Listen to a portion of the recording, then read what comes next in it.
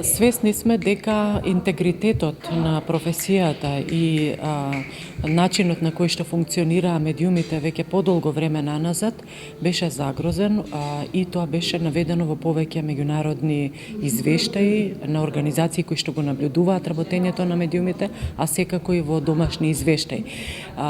Тој интегритет, загрозениот интегритет на медиумите е слика која што, да речеме, во оваа фаза од работењето на Советот за етика во медиумите гледаме дека е нешто што се менува.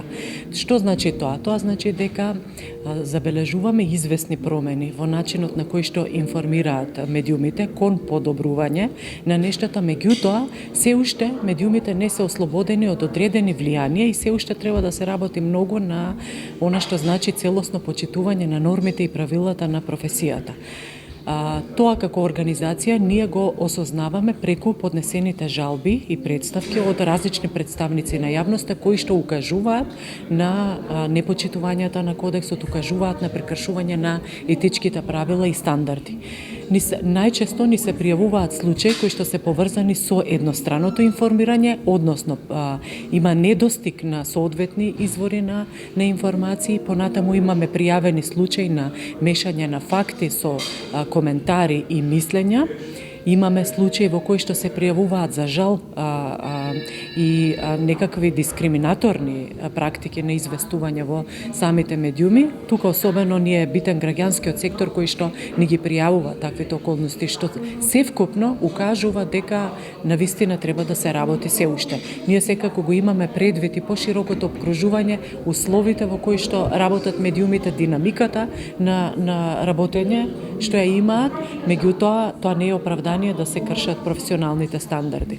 Инаку, во насока на обидите за професионализација на медиумите, Советот за етика во медиумите, во соработка со Сдруженијето на новинари и Стопанската комора на Македонија, отпочна еден процес на креирање на професионални онлайн медиуми, кои што се обврзуваат дека ќе ги почитуваат стандардите на професијата, кои што треба да исполнат определени критериуми, што ги иницираше Советот за етика и кои ќе значат прием во саморегулаторното тело, односно ќе значи потврда на нивниот професионален кредибилитет.